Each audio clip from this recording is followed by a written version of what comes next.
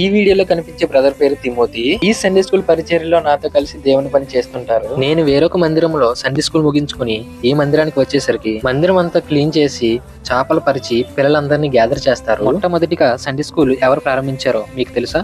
Robert డ్రైక్స్ అనే వ్యక్తి మొదటిగా సండే స్కూల్ ని ప్రారంభించారు. అనాథ పిల్లలను, బాల కార్మికులను తీసుకుని వచ్చి వాళ్ళకి చదవటం, రాయటం నేర్పించేవారు. అలాగే ఆ తర్వాత బైబిల్ ని వారికి బోధించేవారు. బైబిల్లో కూడా ఉంటుంది కదా, బాలుడు నడవవలసిన త్రోవను వానికి నేర్పుము అని. సండే స్కూల్ అనేది ప్రతి ఒక్కరి జీవితంలో ఒక పునాది లాంటిది.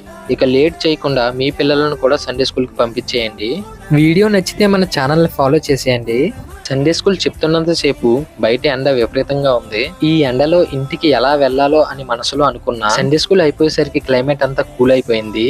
ఇంకా పిల్లలందరికీ బాయ్ చెప్పేసి బయలుదేరిపోయాము. ఇంకొంచెం ముందుకు వెళ్ళి చూస్తే పెద్ద వర్షమే పడింది. మరొక వీడియోతో మళ్ళీ కలుసుకుందాము. Praise the Lord. బాయ్.